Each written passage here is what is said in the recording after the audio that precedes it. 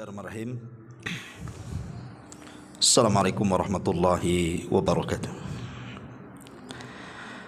Alhamdulillahi wassalatu wassalamu ala Rasulillah wa ala alihi wa sahbihi wa mawalah wa la hawla wa la quwata illa billahi wa ba'du. Alhamdulillah, di siang ini kembali kita bisa duduk untuk bertalabul ilmi, dan kita masih meneruskan kitab Tauhid, dan kita masuk pada bab ke-52, di mana bab ini menjelaskan tentang doa dengan mengucapkan Allahumma gfirli in syi'ta. Ya Allah, ampuni aku jika Engkau menghendaki. Mu'allif rahimahullahu ta'ala membawakan beberapa dalil. Di antaranya adalah riwayat dalam Sahih Bukhari dan Muslim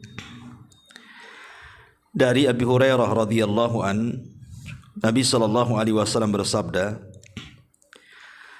la yakul ahadukum Allahumma gfirli in syi'ta, Allahumma arhamni in syi'ta, liya'zim al-mas'alata fa innallaha la mukriha lahu.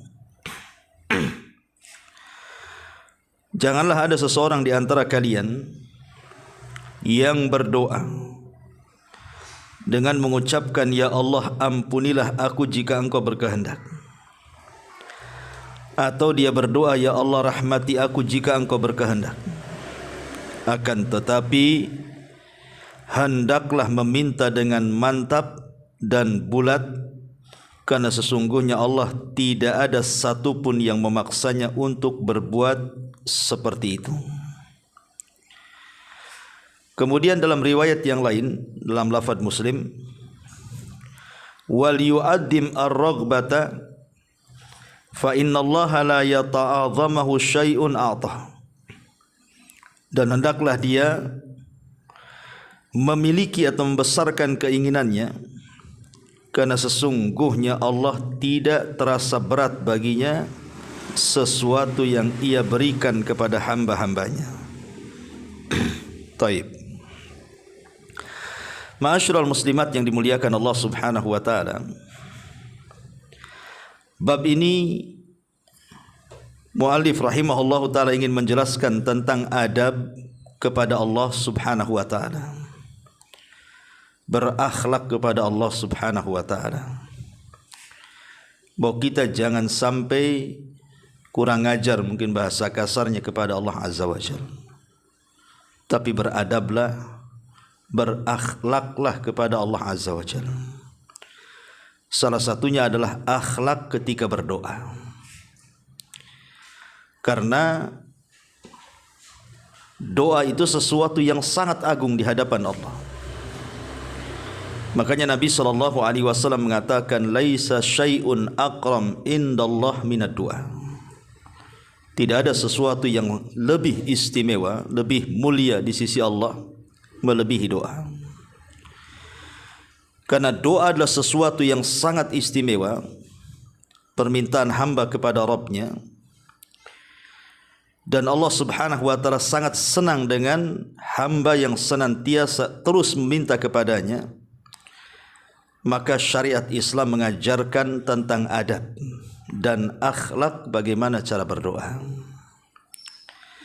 Salah satunya di sini, tidak boleh orang berdoa itu mengatakan, ya Allah, jika Engkau mau, ampuni aku. Jika Engkau mau, rahmati aku. Jika Engkau mau, berikan rizki kepadaku. Jika Engkau mau, berikanlah keturunan kepadaku, dan begitu seterusnya. Seseorang tidak boleh mengucapkan kalimat itu. Kenapa demikian? Nanti kita akan berikan alasannya. Ma'asyiral muslimat yang dimuliakan Allah Subhanahu wa taala, Kita tahu bahwa Allah Subhanahu wa taala berfirman di dalam Al-Qur'anul Karim, Ya ayyuhan nasu antumul fuqara ilallah wallahu huwal ghaniyul hamid. Wahai sekalian manusia,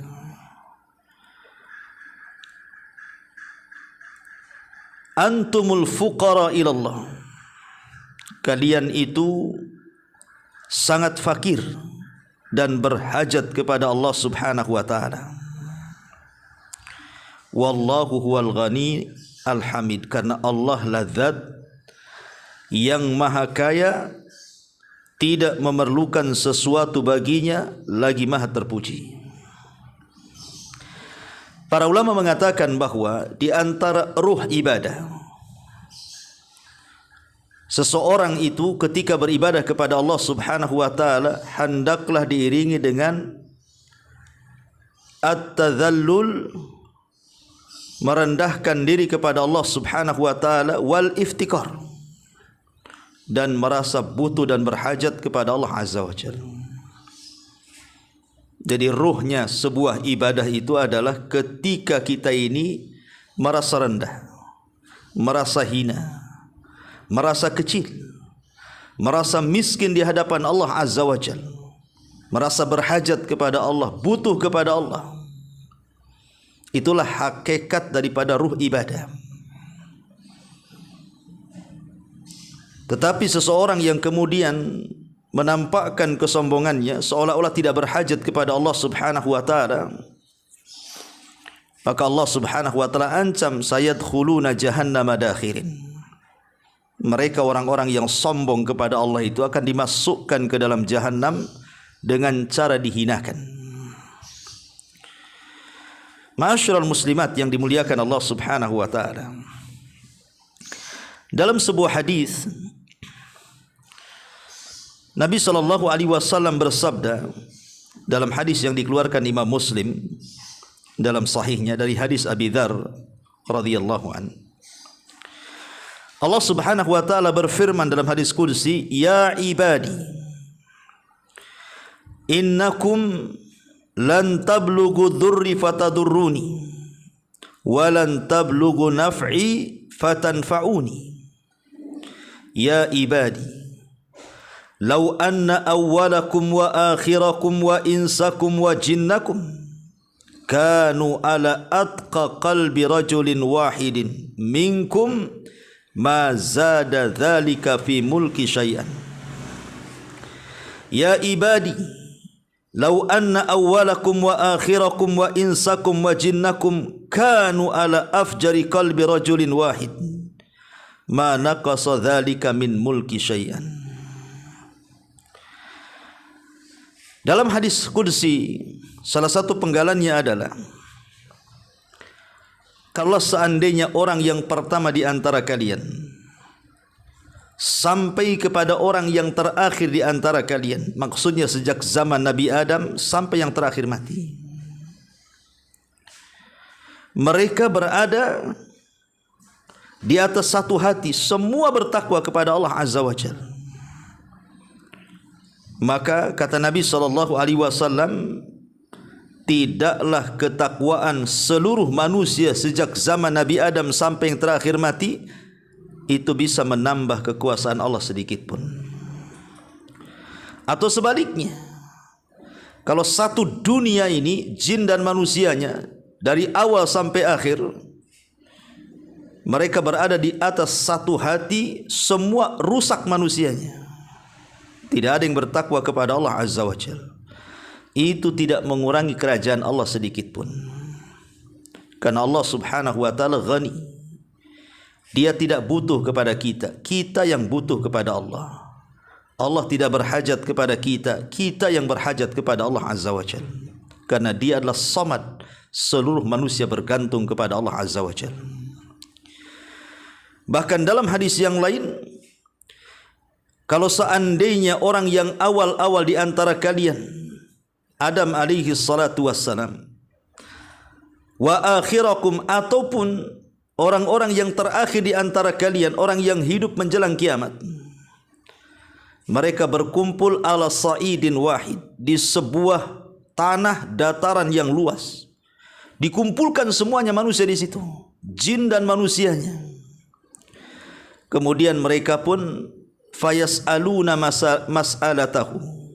Masing-masing orang dan masing-masing jin, dari orang yang awal, jin yang awal sampai orang yang terakhir, jin yang terakhir hidup, mereka mengemukakan permintaannya.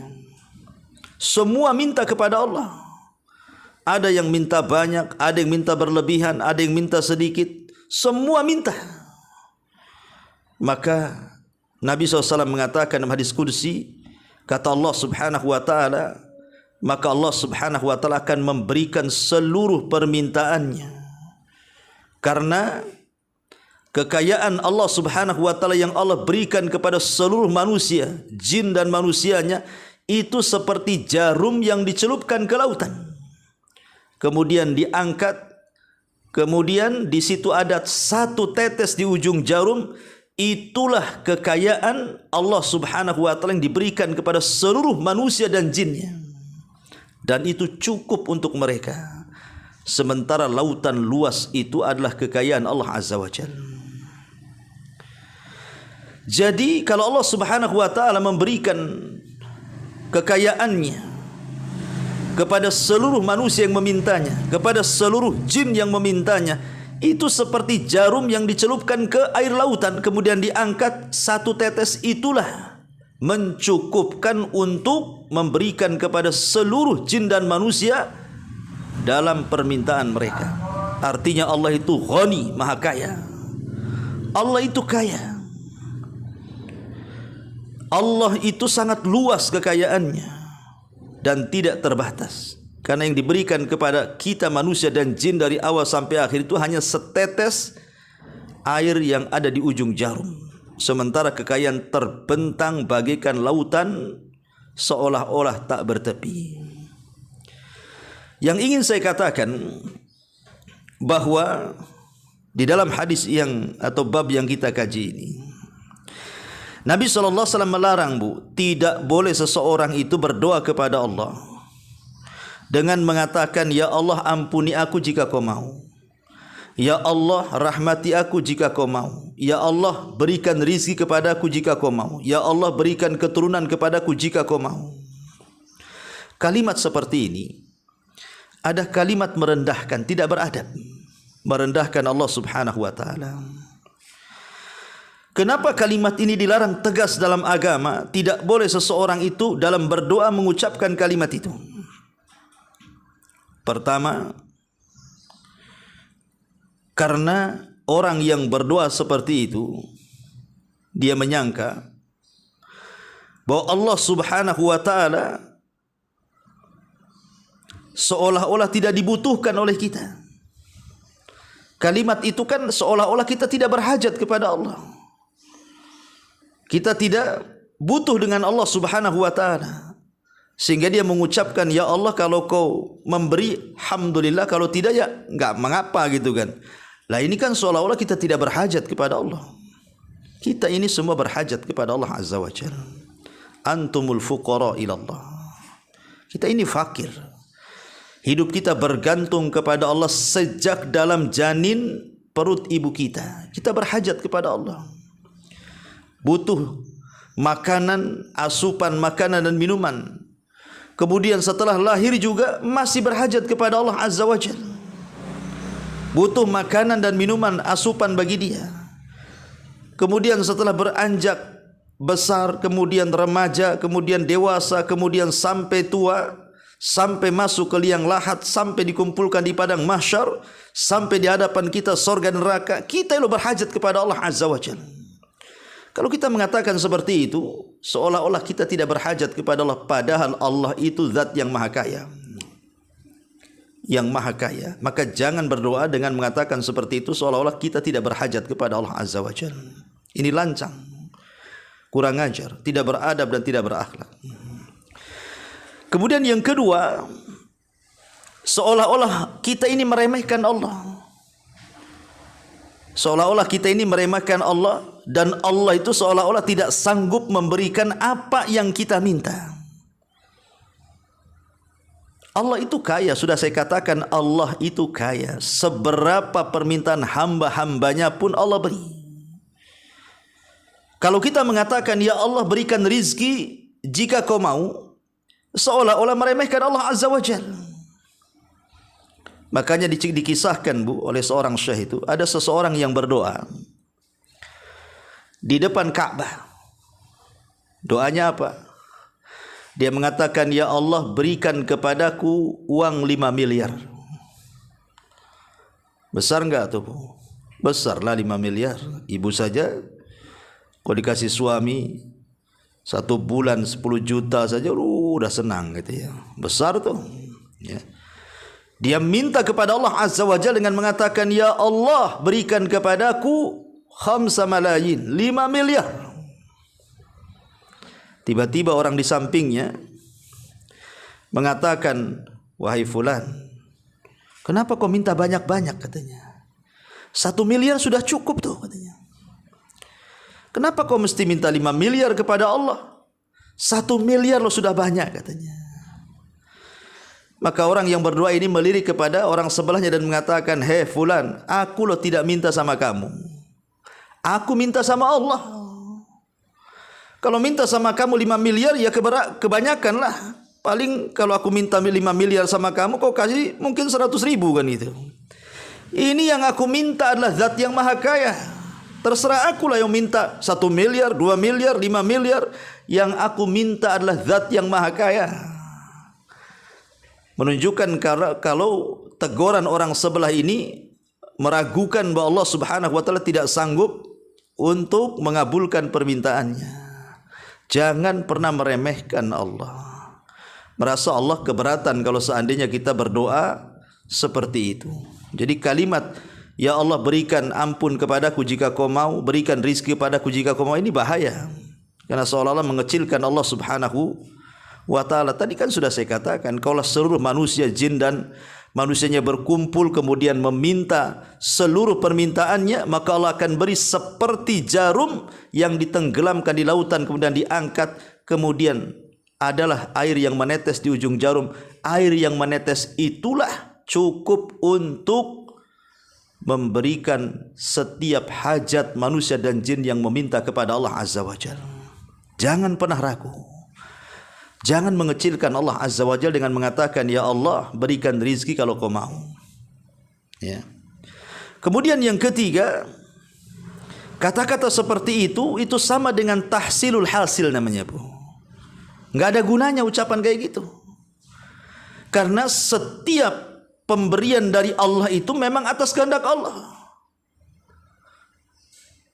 Baik ketika dia mengatakan, ya Allah aku minta rizki, atau mungkin dengan diletakkan embel-embel jika kau mau.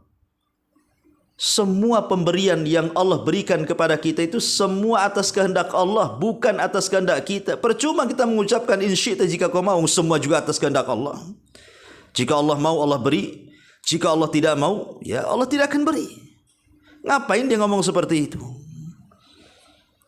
Kemudian yang keempat, dia menyangka bahwa Allah Subhanahu wa ta'ala ada yang memaksanya sehingga dia harus memberikan permintaan hamba-hambanya. Jadi Allah disangka benci dengan permintaan hambanya, seolah-olah terpaksa dia memberi. Allah tidak sama dengan hambanya. Maka jangan pernah berdoa dengan mengatakan, ya Allah berikan rizki, ampuni aku, rahmati aku jika kau mau. Tetapi kata Nabi SAW, falyazim mas'alatahu. Tapi bulatkan tekad dan permintaan kita kepada Allah. Tidak usah pakai embel-embel jika kau mau. Bilang saja, ya Allah berikan rizki kepadaku. Ya Allah rahmati aku. Ya Allah ampuni aku. Ya Allah berilah keturunan kepadaku. Ya Allah bahagiakan aku. Dan begitu seterusnya. Tidak usah kemudian kita letakkan di akhir doa dengan mengatakan insyita. Seolah-olah kita tidak berhajat kepada Allah Azza wa Jalla.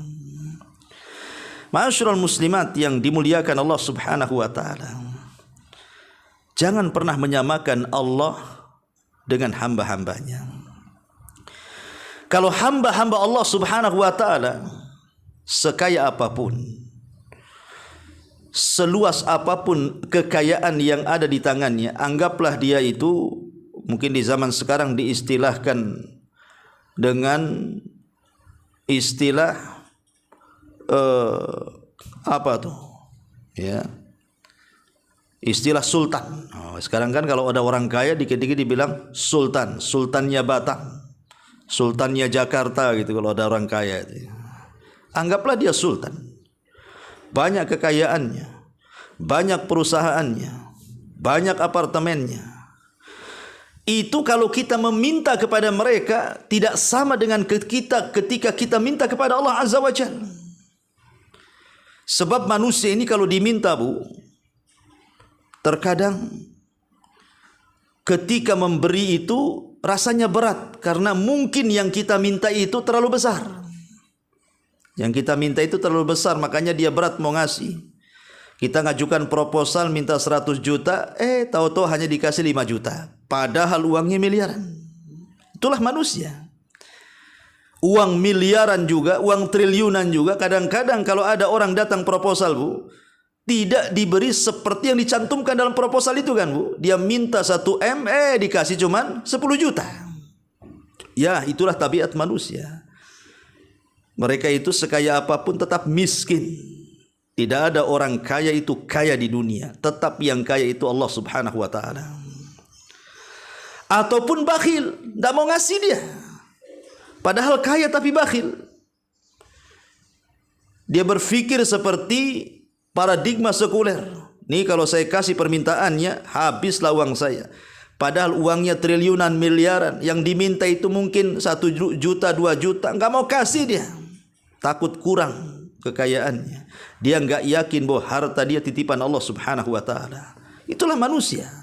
Belum tentu ngasih karena dia bakhil. Ataupun kalaupun dia ngasih itu mungkin karena mungkin takut. Mungkin dia diancam preman gitu ya. Kalau tidak dikasih, wah dia akan nyakiti kita nih. Atau paksalah saya kasih. Ini kalau tidak saya kasih ini dipersulitlah pekerjaan saya. Kalau saya tidak kasih dipersulitlah akses saya dan begitu seterusnya. Terkadang manusia itu kalau memberi itu karena sebab takut. Atau kalaupun dia memberi itu karena ada masalah untuk dirinya. Ini harus saya sogok nih orang ini.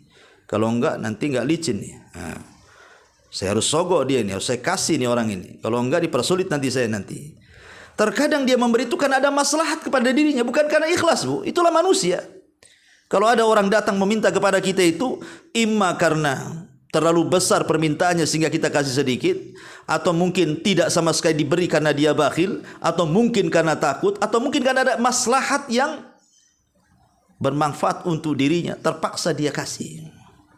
Tapi Allah Subhanahu wa ta'ala tidak seperti itu. Allah itu jangan disangka berat ketika kita meminta sesuatu yang mungkin menurut kita kebanyakan. Tidak ada yang sedikit, tidak ada yang banyak bagi Allah. Allah itu memberi hamba-hambanya sesuai dengan permintaannya. Allah itu tidak bakhil. Allah juga ketika memberi kepada kita tidak takut. Allah ketika memberi kepada kita juga bukan karena maslahat untuk dirinya. Tidak ada itu semua. Itu hanya ada pada manusia. Justru kalau kita meminta kepada Allah dan terus meminta dan terus meminta, oh Allah itu senang, Bu. Allah itu paling senang kalau ada seorang hamba terus-terusan meminta kepada Allah Subhanahu wa ta'ala. Berbeda dengan Bani Adam, kalau terus-terusan meminta pasti dia emosi, Bu. Pasti dia marah. Coba aja, Bu. Ibu punya kawan, pinjam dong duitnya. Hari pertama dikasih. Berapa? Tak banyak. 5 juta saja. Banyak lah itu 5 juta. Saya kira cuma 100 ribu katanya kan. Dikasih. Mungkin hari pertama dia kasih. Besoknya datang lagi. Pinjam uang lagi. Dengan jumlah yang sama 5 juta.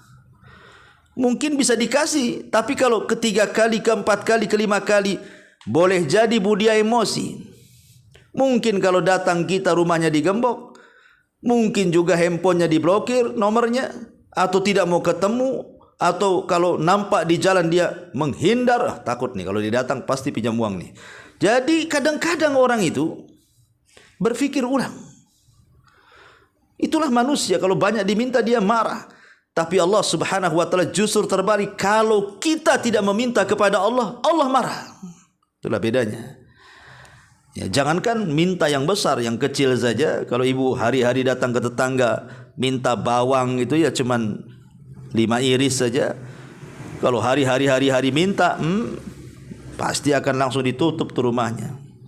Ibu datang dari jauh aja sudah kecium baunya. Jangan nih, ini orang ini suka minta bawang nih katanya. Jadi udah paham orang itu jadinya kan. Lah kalau seandainya kemudian ucapan ya Allah ampuni aku jika kau mau, ya Allah rahmati aku jika kau mau, ya Allah berikan rizki kepadaku jika kau mau, terkandung 4 masalah tadi, maka hukum berdoa seperti itu diharamkan oleh para ulama. Hukum berdoa seperti itu diharamkan oleh para ulama. Ma'asyiral muslimat yang dimuliakan Allah Subhanahu wa taala. Tetapi seandainya ibu sudah terus meminta kepada Allah, mungkin setiap malam ibu minta kepada Allah, dalam setiap tahajud ibu minta kepada Allah, dalam setiap ba'da salat ibu meminta kepada Allah, dalam setiap saat ibu terus berdoa kepada Allah, kemudian Allah takdirkan mungkin tidak dikabulkan tuh permintaannya, ataupun mungkin lambat dikabulkan permintaannya. Sudah berbulan-bulan, bertahun-tahun ibu berdoa, tak kunjung pula ada sinyal dan tanda-tanda bahwa Allah mengabulkan permintaannya. Kalaulah terjadi seperti itu, jangan kita katakan Allah bakhil, jangan kita katakan Allah Subhanahu wa taala benci. Tidak. Boleh jadi ketika Allah tidak mengabulkan segera permintaan kita itu, satu, karena sebuah kemaslahatan, ada hikmah di dalamnya. Jadi kalau Allah tidak mengabulkan doa kita, itu kan hikmah. Hikmah ini bisa kita ketahui atau tidak bisa kita ketahui. Diketahui ataupun tidak, semua perbuatan Allah itu ada hikmahnya. Lah salah satunya, boleh jadi kalau kita sudah minta kok enggak dikasih, boleh jadi itu satu karena sebuah maslahat untuk kita. Mungkin kita ini fakir. Ketika kita masih fakir, miskin, susah pekerjaan, tapi satu sisi akhirnya bisa sering hadir di pengajian, sering hadir di masjid untuk melaksanakan sholat jamaah, mudah tersenyum kepada kawannya, mudah tersenyum kepada tetangganya, lisannya pun santun dalam kata-katanya dan tutur katanya. Boleh jadi kalau seandainya dia berdoa kepada Allah Subhanahu wa taala, minta kekayaan, akhirnya kemudian Allah berikan kekayaan, belum tentu dia rajin ibadah lagi kan Bu. Boleh jadi sudah enggak pernah hadir lagi di majlis taklim tuh. Boleh jadi enggak pernah hadir di masjid lagi. Boleh jadi mungkin sikapnya juga tidak seperti dia miskin, masih bisa senyum, sekarang sudah tidak senyum karena takut dipinjam orang uangnya. Bisa berubah tuh. Persis seperti firman Allah Subhanahu wa taala, "Kalla innal insana la yatgha an ra'ahu stagna." Sekali-kali manusia itu bisa melampau. Kalau seandainya Allah Subhanahu wa taala memberikan kekayaan kepadanya. Lihat Qarun, saat dia fakir, dia orang yang ahli ibadah, munawwir, wajahnya penuh cahaya karena dia gemar membaca kitab Taurat dan indah bacaannya. Tapi setelah kaya, apa yang terjadi? Dia pun tidak menasabkan nikmat itu kepada Allah dan mengatakan innama utituhu min ilmin indi. Kalian minta enak saja. Ini kekayaanku ini karena kecerdasanku. Karena aku ini sekolah wajar saya kaya. Karena aku ini doktor, profesor, saya ini seorang dokter, seorang pilot, seorang menteri, wajar saya kaya. Saya ini pengusaha. Dia ingkari itu kalau kekayaan itu milik Allah. Makanya Allah katakan dalam Al-Quran, فَخَسَفْنَا بِهِ وَبِدَارِهِ الْأَرْضَ. Kami tenggelamkan Qarun dan seluruh kekayaannya. Jadi bisa saja ketika Allah kemudian tidak memberi permintaan kita karena sebuah maslahat. Sebab kalau diberikan kekayaan makin kufur kita.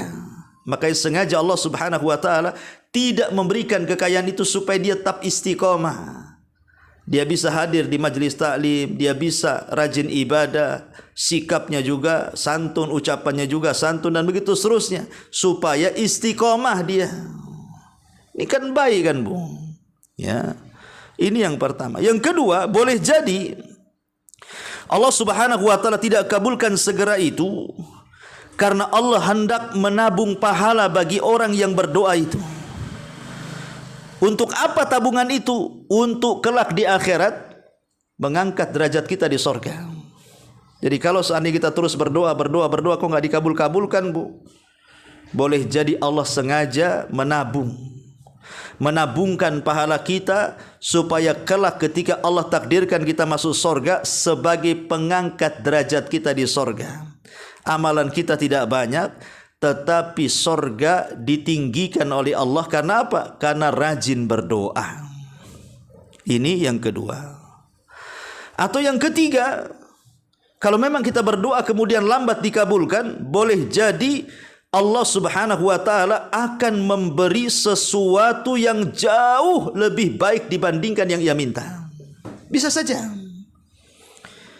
Ya, bisa saja Allah Subhanahu wa taala biarkan dia dulu berdoa, terus berdoa, akhirnya Allah memberikan sesuatu yang jauh lebih indah, lebih baik daripada permintaannya. Tidak mustahil bagi Allah.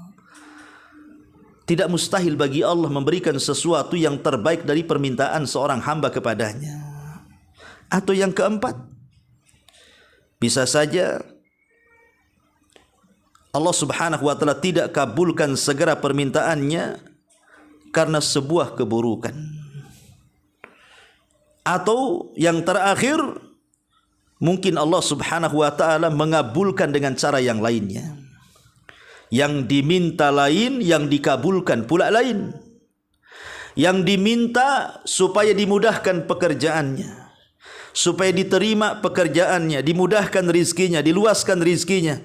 Tetapi Allah tidak kabulkan permintaannya, yang dikabulkan pula permintaan yang tidak diminta. Contoh umpamanya dihindarkan dari kecelakaan, dihindarkan dari penyakit. Walaupun mungkin dia tetap miskin, meminta kaya tidak dikabulkan, tapi badannya disehatkan, gak ada penyakit. Boleh jadi mungkin anaknya soleh dan soleha. Boleh jadi kemudian rumah tangganya mawaddah warahmah. Allah kabulkan yang lainnya.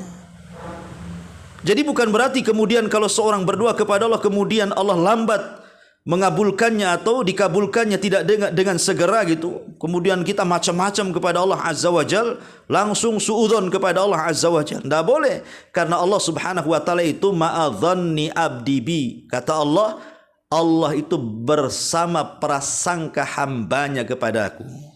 Kalau dia berprasangka baik, Allah baik pada kita. Kalau kita berprasangka buruk kepada Allah, Allah akan buruk kepada kita. Jadi itu yang harus dipahami. Ma'asyiral muslimat yang dimuliakan Allah Subhanahu wa taala. Kembali kepada hadis tadi. Di sini Nabi sallallahu alaihi wasallam mengatakan la yaqul ahadukum. Janganlah salah seorang di antara kalian berkata, Allahumma ighfirli in syi'ta. Ya Allah, ampuni aku jika kau mau. Allahumma arhamni in syi'ta. Ya Allah, rahmati aku jika kau mau. Kalimat ini tadi saya sudah jelaskan 4 poin. Salah satunya adalah seolah-olah dia tidak berhajat kepada Allah. Tetapi ada doa yang biasa ibu ucapkan kan Bu, kalau ibu mendengar ada orang sakit. Biasanya ibu menyampaikan apa? La ba'sa tahurun insyaallah. La ba'sa tahurun insyaallah. Rasul mengucapkan kalimat itu. Kemudian di sisi lain di sini Rasul melarang tidak boleh mengucapkan in syi'ta. Ya Allah, ampuni aku jika kau mau. Sementara dalam hadis ini ketika ada orang sakit kita katakan la ba'sa, tidak mengapa, tahurun, semoga Allah bersihkan dosa-dosamu, insyaallah, jika Allah mau. Itu sama dengan kalimat in syi'ta, jika engkau mau ya Allah. Apa bedanya tuh? Kenapa dalam lafaz ini Rasul SAW menganjurkan untuk mengucapkannya, sementara dalam hadis ini Rasul melarang mengucapkan kalimat in syi'ta, jika Allah berkehendak? Maka ulama menjawab bahwa kalimat la ba'sa tahurun insyaallah ini bukan babnya babul insya, bab doa bukan. Tapi di sini babul khabar. Kalimat la ba'sa tahurun insyaallah ini bukan doa tapi khabar, menghabarkan. Jadi kalau ada saudara kita sakit, seolah-olah kita katakan, yang sabar ya. Kalau engkau sabar, nanti dosa-dosamu akan dibersihkan dengan penyakitmu jika Allah berkehendak. Itu kan hanya ngasih tahu. Ya, bukan mengatakan semoga dosa-dosamu hilang dengan penyakitmu, insya Allah. Ya, itu tidak boleh. Ya, tetapi yang dimaksud di sini khabar. Dan kalimat insya Allah dalam bab ini memang dalam rangka mencari berkah. Tabaruk dengan insya Allah. Makanya Syekhul Islam Ibn Taimiyah rahimahullah ta'ala ketika hendak menyerang pasukan Tatar Mongolia, pasukannya mengatakan kita akan serang Tatar. Kata Syekhul Islam Ibn Taimiyah, katakan insya Allah. Kita akan menyerang Tatar dan kita akan menang. Kata Syekhul Islam Ibn Taimiyah, katakan insya Allah. Sampai 3 kali. Kemudian Ibn Taimiyah mengatakan maksud ucapan saya insya Allah adalah tahqiqan la ta'liqah. Maksudnya adalah tahqiq, sebuah keyakinan, bukan sebuah keraguan-raguan. Artinya mengucapkan insya Allah ini mengambil berkah dengan menyebut nama Allah Subhanahu wa ta'ala. Jadi harus dibedakan. Kalau la ba'sa tahurun insya Allah ini enggak apa-apa, ini bentuknya khabar. Tapi kalau di sini Allahumma gfirli in syi'ta, Allahumma arhamni in syi'ta, ini hanya contoh saja. Doa apapun dengan mengatakan ya Allah berikan rezeki kepadaku jika kau mau, berikan keturunan kepadaku jika kau mau, maka apapun bentuk doanya kepada Allah jangan diembel-embeli dengan kata-kata in syi'ta, jika kau mau, karena seolah-olah itu menunjukkan kita tidak berhajat kepada Allah Subhanahu wa ta'ala, dan ini tidak beradab. Ini mengurangi kesempurnaan tauhid. Tidak berakhlak kepada Allah Azza wa Jalla. Ingat, Allah itu sudah banyak memberikan nikmat kepada kita. Kok kita tidak yakin? Tadi saya sudah singgung. Bayi saja di kandungan ibundanya sudah diberikan rizki oleh Allah Azza wa Jalla. Diberikan asupan makanan minumannya tuh. Padahal dia dalam perut tuh. Kemudian dia lahir diberikan rizki lagi. Kemudian besar sedikit diberikan rizki lagi. Kemudian dia menikah, Allah berikan rizki lagi. Kemudian dia tua, kemudian meninggal, Allah kasih juga rizki dalam kuburannya. Kemudian dia masih surga, Allah kasih lagi. Jadi Allah itu terus memberi kepada kita tuh. Memberi harta, memberi ketenangan, kesenangan, sakinah, mawaddah, anak yang baik, pasangannya, itu semua rizki dari Allah Subhanahu wa ta'ala. Ya, jadi jangan mengucapkan in syi'ta jika kau mau. Dia sendiri berhajat kepada Allah. Dia sendiri sudah banyak diberikan rezeki, kok dia mengatakan insya Allah? Ini kan tidak beradab kepada Allah Azza wa Jalla. Makanya kemudian Rasul mengatakan falyazim liya'zimal mas'alata. Tapi kalau berdoa bulatkan, bulatkan keyakinan. Ibu harus yakin kalau doa ibu itu pasti dikabulkan. Ibu harus membulatkan tekad bahwa doa-doa ibu itu pasti didengar dan pasti akan diijabah. Harus yakin. Zat yang kita sembah loh, zat yang yakin Allah Azza wa Jalla. Maka saat kita beribadah pun harus dengan keyakinan, karena zat yang kita sembah adalah zat yang yakin. Tidak boleh kita menyembah zat dan yang yakin disembah pula dengan keraguan-raguan. Maka kata Nabi SAW, liya'zim al-mas'alah.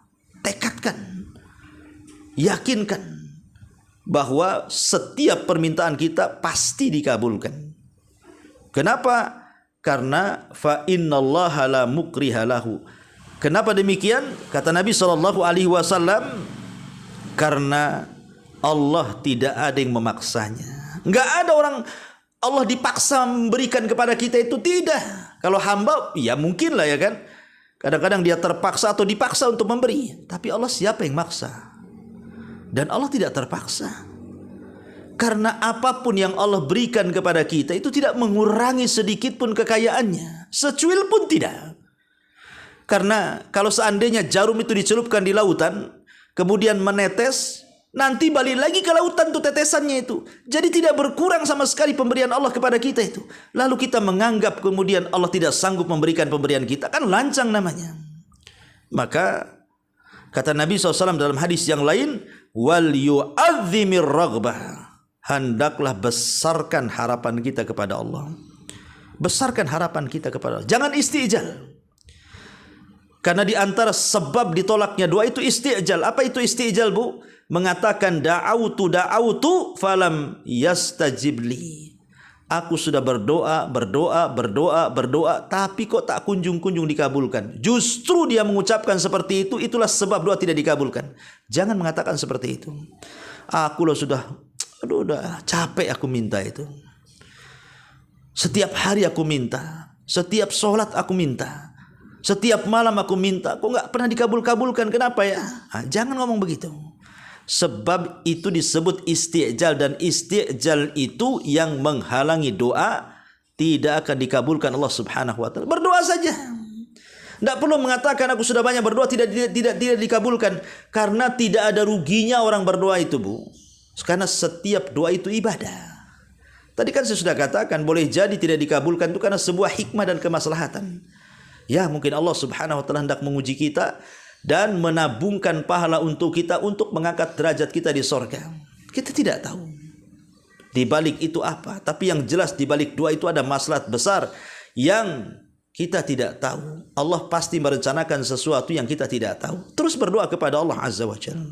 Makanya Rasul mengatakan, wal yu'azzimir raghbah, besarkan harapan dalam doa, fa innallaha, karena sesungguhnya Allah la yata'adzamuhu syai'un a'tahu. Karena Allah Subhanahu wa taala tidak ada sesuatu yang berat bagi Allah atas pemberiannya. Tidak ada. Tidak ada yang berat bagi Allah. Seberapa permintaan hamba sekalipun, Allah tidak akan berat memberikan apapun permintaannya. Ingat hadis orang-orang yang terakhir masuk surga, Bu. Berarti orang yang terakhir masuk surga, ya terakhir pula dia keluar dari neraka, kan, Bu? Jadi ketika kemudian dia berada di pintu surga, sementara pintu surga itu sudah ditutup, namanya terakhir masuk, sudah ditutup tuh pintu surga. Tapi dalam celah-celah pintu sorga itu nampak pula lubang-lubang yang bisa memandang ke dalam sorga. Maka dia mengatakan, ya Rabb adkhilnil jannah, masukkan tolong ya Rabb aku ke dalam sorga, masukkan aku ke dalam sorga. Maka Allah Subhanahu wa taala mengatakan, tamanna ya abdi, bercita-citalah, berangan-anganlah wahai hambaku, kau mau apa? Kau mau apa? Kemudian dia pun menghayal sehayal-hayalnya sampai puncak hayalannya. Kemudian kata Allah Subhanahu wa taala, bagaimana kalau seandainya aku berikan engkau kekuasaan satu dunia itu milikmu tuh? Mau enggak kamu memiliki dunia dan kau penguasanya? Ma'asyiral muslimat yang dimuliakan Allah Azza wa Jalla, kan kalau seandainya kita diberikan oleh Allah satu dunia ini saja, anggap jangan satu dunia, satu kota Batam saja milik ibu, apartemennya, rumah mewahnya, tanah-tanahnya, aset-asetnya, anggaplah milik ibu. Ibu sudah dianggap tuan takur tuh, sudah dianggap sultan kan gitu ya, udah kaya betul tuh. Bagaimana kalau satu dunia milik ibu? Tetapi Allah katakan, aku kabulkan 10 kali lipat dari hayalanmu. Lihat, dia menghayal sehayal-hayalnya, ingin mendapatkan ini itu macam-macam. Tetapi kata Allah, aku kabulkan 10 kali lipat dari hayalan. Jadi bagi Allah tidak berat memberikan sesuatu. Apapun yang kita minta, yang penting kita yakin, besarkan harapan bahwa Allah Subhanahu wa taala pasti mengabulkan doa kita, karena Allah Subhanahu wa taala Ghani. Dia adalah zat yang maha kaya. Dia adalah zat yang maha kaya. Ya ayyuhan nas antumul fuqara ilallah wallahu huwal ghani alhamid. Dia adalah zat yang maha kaya lagi maha terpuji. Ma'asyiral muslimat yang dimuliakan Allah Subhanahu wa taala, sedikit kita menjelaskan tentang kalimat al-ghani. Allah itu zat yang maha kaya. Ma'asyiral muslimat yang dimuliakan Allah Subhanahu wa taala, pertama, Allah itu kaya karena langit dan bumi itu berada di genggamannya. Bahwa Allah itu penguasa langit dan bumi dan alam semesta, pengatur alam semesta, dan yang mentadbir alam semesta, dan yang memiliki alam semesta, dan yang menciptakan alam semesta. Gimana tidak kaya? Ya.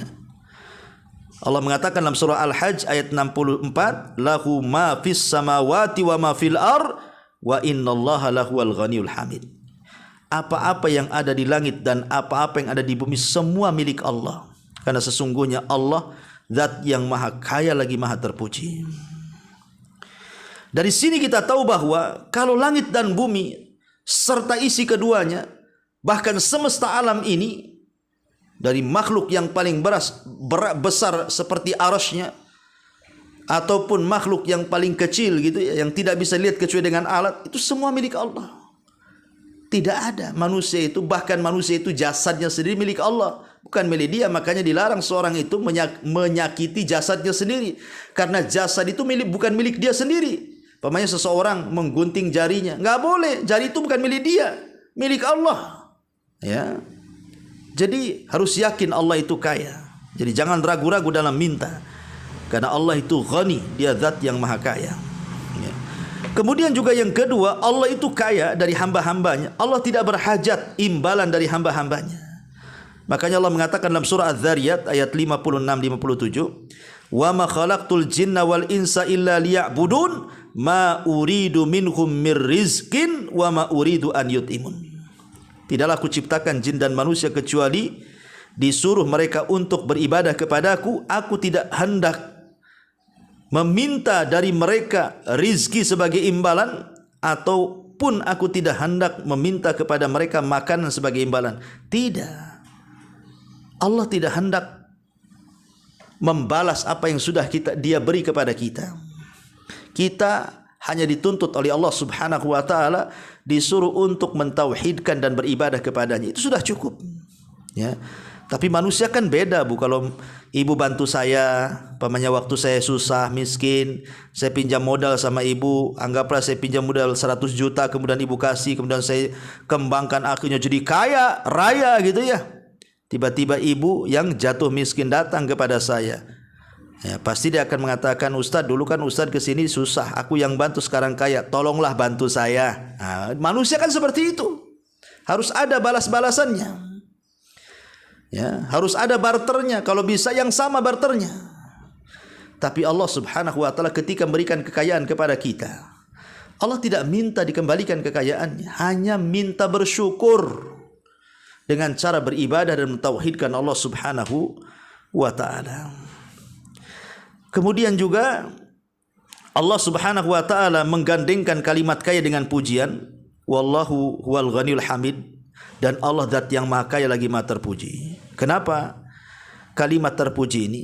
Karena tidak setiap kekayaan itu bermanfaat dengan kekayaannya.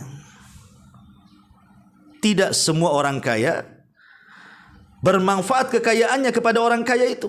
Banyak juga kekayaan yang dimiliki orang kaya memadaratkan dia. Tetapi Allah tidak. Allah itu terpuji. Dia kaya, dia pun terpuji.